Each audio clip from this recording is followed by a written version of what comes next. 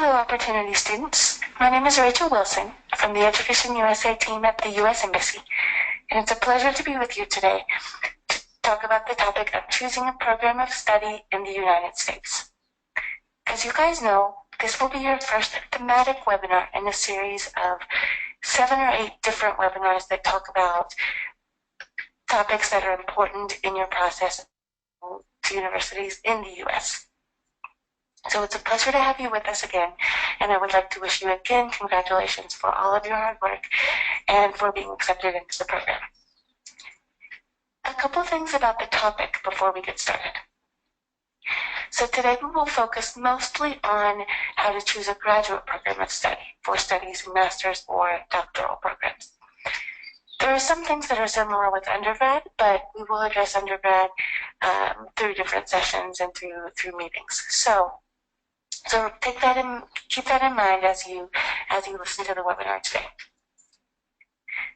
Also, I'd like to mention that we put this topic first in the series of webinars because it is very, very crucial to your process, to your application process, and your whole Opportunity Fund development. That is because this serves as the basis for really everything you will do from now on. The programs will determine maybe what tests you have to take, if you have to take other exams besides the TOEFL English test, what kind of essays you have to write, what different requirements are.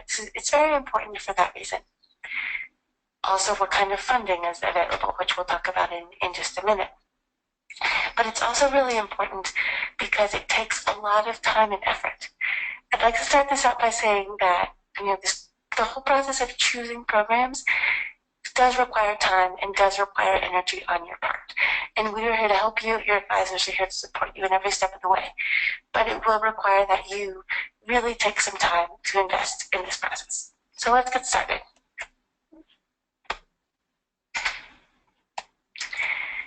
When you're studying in the U.S., you have a lot of options to choose from. There are really more than 4,500 higher education institutions. This refers to, there are some community colleges that are 2 years, there are some 4-year institutions for undergraduate that don't have graduate programs, and then there are programs that have undergraduate, graduate, master's, doctoral, all types of programs. So in general, you have 4,500 higher education institutions. Of those, there are approximately 1,700 that have graduate programs. So that is more or less the pool that the graduate students will be working with. Out of those 1,700, you have to narrow it down to the programs or the schools that offer programs in your areas of study. And this varies depending on the person, obviously. For those of you who might be studying, let's say, business, might be studying programs like sociology, education, this number will probably be bigger because a lot more universities might offer programs in this topic. I know we have students who are studying trombone, who are studying fire protection engineering, areas that are much more specific, and those areas will probably have fewer programs to choose from simply by virtue of the fact that they are much more specific areas of study. So of all of the programs that exist in what you want to study, we recommend a preliminary list of 10 to 15 options. This means that you review the programs, you enter in the web pages, you see which professors are working in the programs, and we'll talk later in the presentation about how to do this. But out of this big group of programs, you find a preliminary list of 10 to 15 universities at which you would be happy. Universities and programs that offer really what you want to study and that offer a full academic program that meets your needs for your academic goals. Of those 10 to 15 options, you will probably be applying to between 5 and 8. Remember that through the Opportunity Fund program, you can apply to up to 8 schools. It's not necessary to apply to 8, but you can.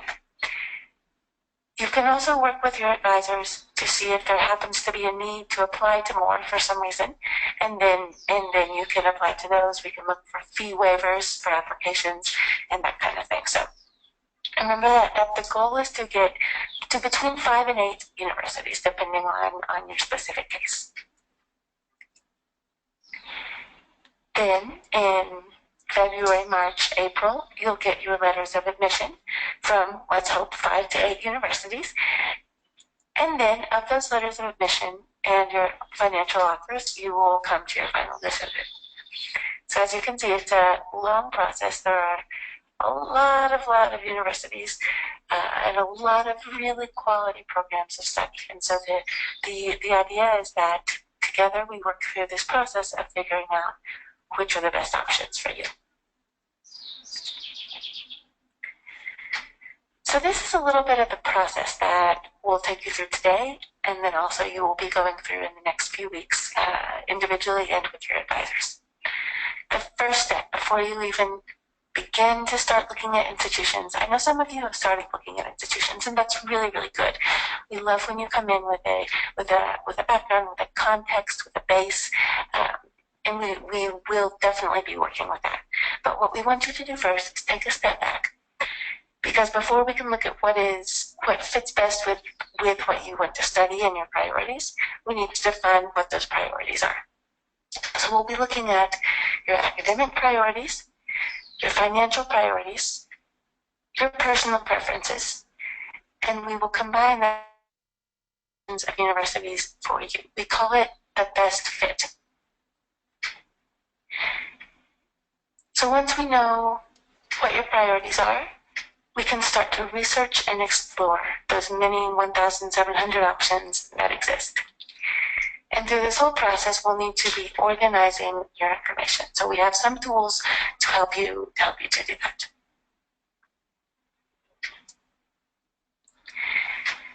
So first of all, with academic priorities, this is really, really important at the graduate level because you need to go in really knowing what you want to study.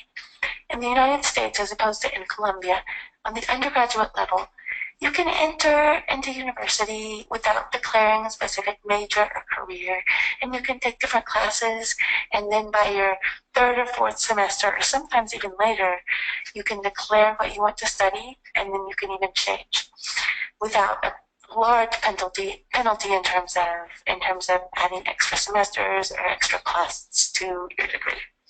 But at the graduate level, it's a bit different. You need to come in with a specific academic focus. And so one of the things that really helps us at the master's and the doctoral level decide what we want to study, where we want to study is really analyzing our academic criteria and our academic goals.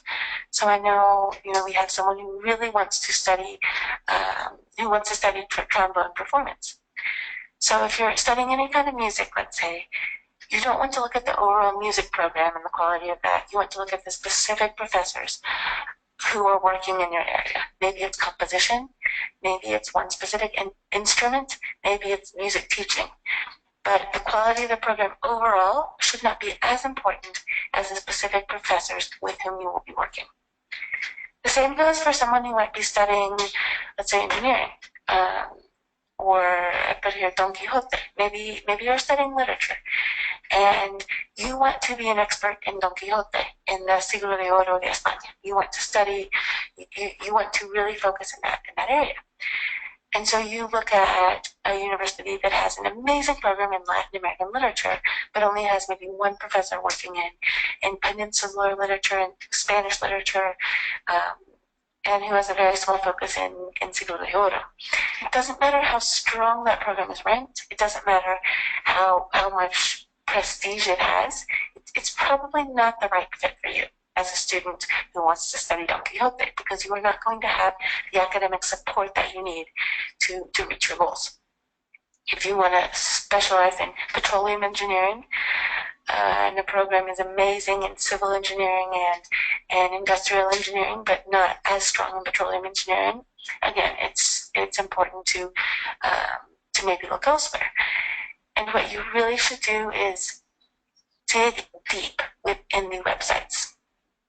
So for example, You need to look at the professors, what they study, the previous classes that they have taught. This is a really important way to kind of see if these professors will be a good academic support for you. Check out their profiles and keep in mind that you're always going to be looking for a future thesis advisor. The vast majority of you will need to write a master's thesis or a doctoral thesis or do some sort of graduation project. You will have to work on a research project with an advisor, a tutor, a mentor that will be one of your professors. So it's really important to keep that in mind, even starting now, years before you will graduate, that you want to have potential thesis advisors. You know, things could change. Professors change universities, professors sometimes change departments, but in general, this is a good tactic for finding. So also look at your academic priorities in terms of your future goals. Do you hope to someday come back to Colombia and teach at university? Do you hope to do research and work for a research group related to Ciencias?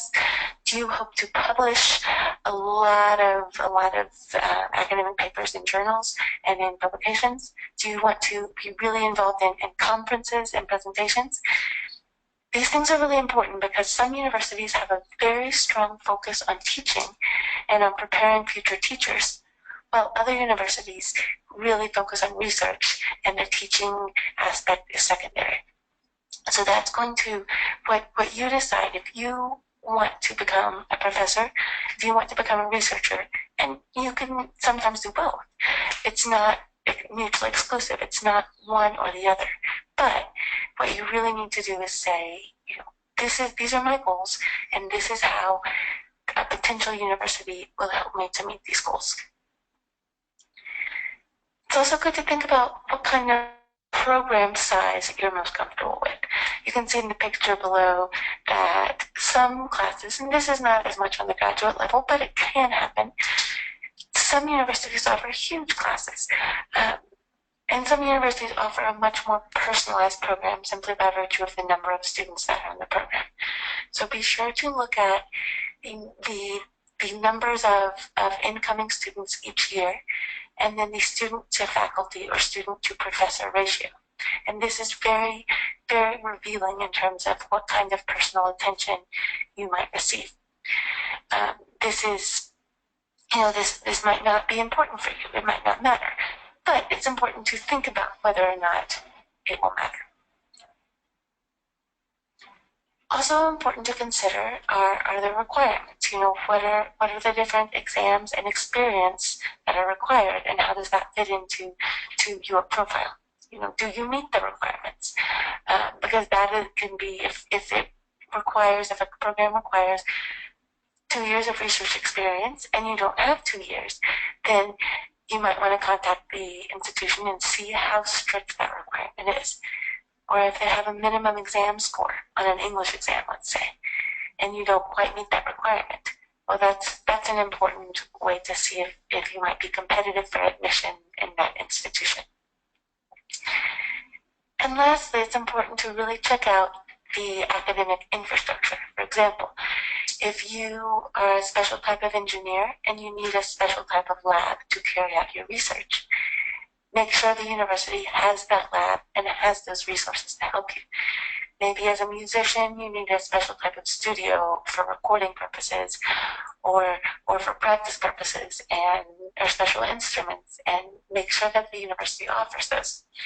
Maybe as a social scientist, you need access to special libraries, special publications. Just be sure to think about your needs as an academic and as a researcher and as a student, and make sure that the universities that you're looking at will offer that type of academic infrastructure.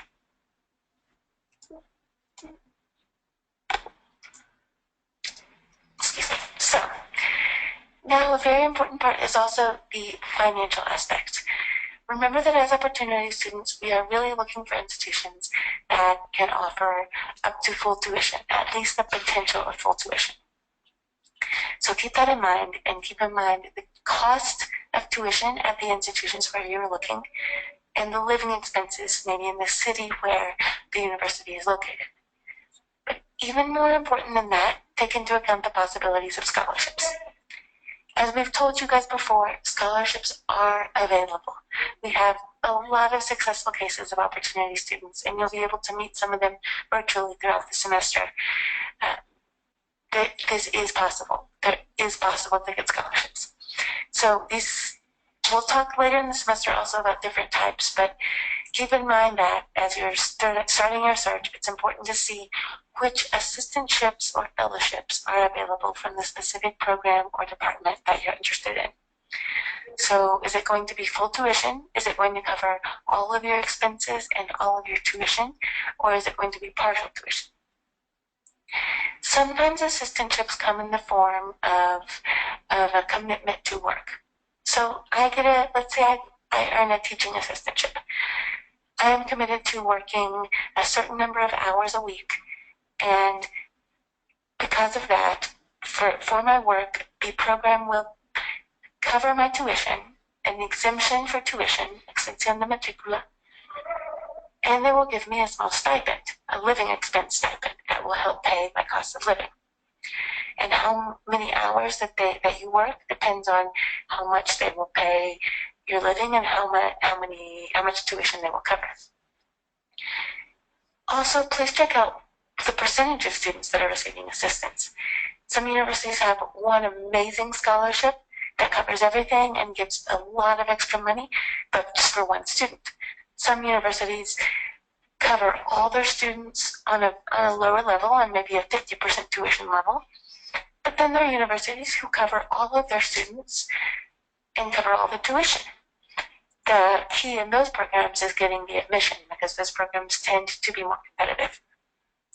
But I can't emphasize enough that the financial aspect is really, really important. It's important that you understand what the university offers and how that might translate into assistance for you if you receive admission. One more thing you can look at with this is that there are often unique opportunities for international students. Some universities offer a, let's say, Latin American student scholarship. That might not be full tuition, but it might cover $2,000, $3,000, $4,000, $5,000 of your tuition. You might work a couple hours in the international office per week, or sometimes not. Sometimes it doesn't come with any commitment of work. So this will be really important as you determine which universities might be possible for you to apply. We also really want you to take into account your personal preferences, because the academic, let's be honest, the academic priorities are the most important, along with the financial priorities. These things should determine your decision. But please also take into account your personal preferences, because you're going to be living in this place for 2, 3, 4, even 5 years in the case of some PhD programs. So keep this in mind, that we want you to be happy. We want you to really be happy and enjoy your time. And so you might want to take into account climate. Maybe you don't need a place that's as warm as Cali, but maybe you don't want to go to the cold, snowy place like in the picture below. Or maybe you do want a cold, snowy place. Or maybe it doesn't matter to you. And if it doesn't matter to you, that's absolutely fine. Also take into account whether you want an urban versus a rural environment, or something in between. In the US, you will find absolutely fantastic universities in large metropolitan cities, and also in tiny pueblos, what we call college towns.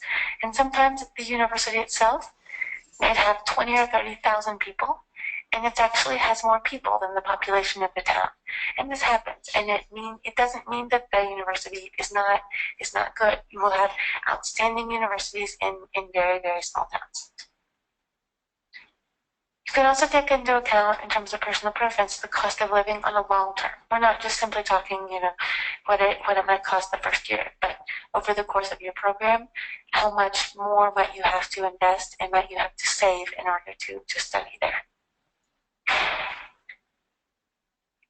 And also things that you might not think are as important now, but really may be important as you make your decision and as you move to the U.S. What's the life beyond the classroom like? we want you to study. You're going to study, but please get out of the library at some times. We don't want you 24 hours a day in the library. So what kind of extracurricular activities would be offered? Clubs or sports, art, cooking classes? What kind of culture is on campus? Is it a liberal culture? Is it more conservative?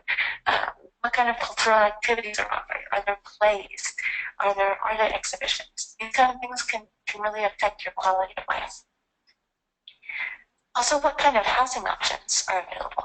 Are they, can you live on campus? Is there graduate housing living on campus? If you happen to be going with a husband or wife or children, are there options for you to live with your family? Also, how many international students are there? What percentage of international students does the campus have? Will you have other Latin Americans? Will you be with a lot of other graduate students who are from other countries? Are there mainly students from the US? Again, these things should not determine your decision, but they may be important to you, and they also may not be. And you may say, it doesn't matter at all how many international students there are, and that's perfectly fine. These are simply things that you might take into account during your process. So now, you have taken some time and you've thought about, these are things that are important to me. These are my priorities for the academic, and these are my financial priorities. This is what I'm looking for. So now, how do I find the schools that fit these priorities? Well, first of all, base your search on what you decide. Don't let your parents or even your advisor say, this is what you should do. You should take into account the opinions of your advisor, but you don't need to say, if something is important to you, please emphasize that. So where do you start? Well, one thing that we always recommend is to start looking at the publications and academic journals in your area. Remember, guys, that you guys are the experts in what you want to study. We as advisors are here to guide you in the process, but you are the expert engineers and sociologists and musicians, and you know what you're looking for. All of you who are studying graduate programs have finished an undergraduate study, so you've done some research. You've read a lot of publications. So go back and try to find some of those publications that spoke to you, that you really said, wow, this is the theory I want to study, or this professor really has it clear. This author is amazing. Go back and find those publications, or find some that you're reading now in academic journals or articles, and look for those professors, and then simply Google those professors, find out where they are teaching, what they're researching now. It might be possible for you to work with them. It might be possible. Maybe one is at University of Texas, and you can apply to University of Texas. It's possible that some of your, some of the people who you have referenced in the past in academic papers, or who you have read in classes here in Columbia, maybe you have the chance to actually work with them as their students. You never know. So start with the familiar material. Go back and read those articles and look at those journals. We also have a couple of good search engines. One is petersons.com and one is gradschool.com. So with petersons.com, for example, what you're going to do is you're going to enter into the website. This is what it'll look like. And you'll select the area that applies to you. In this case, for most of you, it will be grad school bound. And you will get a page that looks like this. So what you can do is you can pick your level. You'll either pick master's or doctorate. And then you will pick, basically, in the previous page, you'll also pick what you want to study, the area. And so then it will come up with a list of institutions. So in this specific case, it looks like we've chose agribusiness, agricultural economics, these types of fields. It looks like we have chose a master's, possibly. And we have 80 programs. We have a list of 80 graduate schools in the area of agricultural economics. So then what you will need to do is enter into these links and check out. And each of these websites, each of these pages, and see if it matches with what you want to do.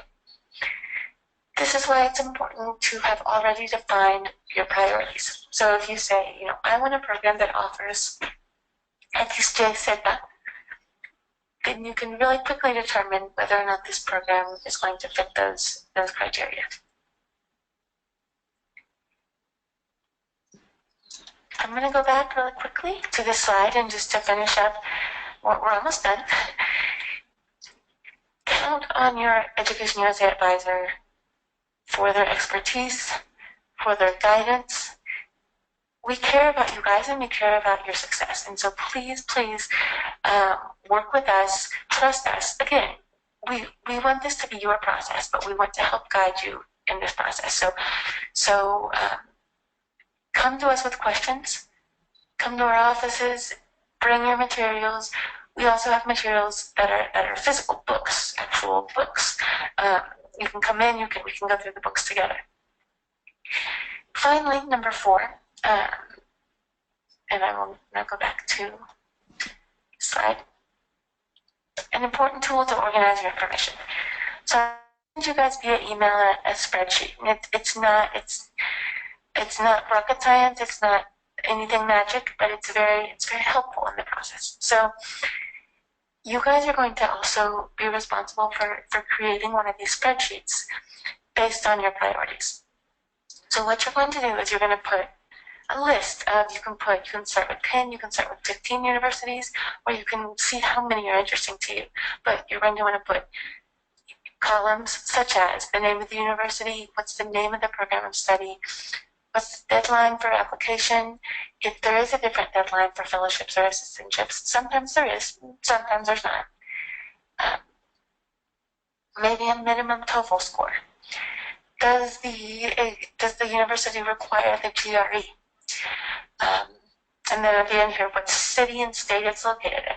But also you're going to want to put your priorities, such as, you can have a column for professors that you want to work with. If you have had previous contact with the university, I know that some of you have been able to meet previous representatives from universities, either here at Columbia or in other places.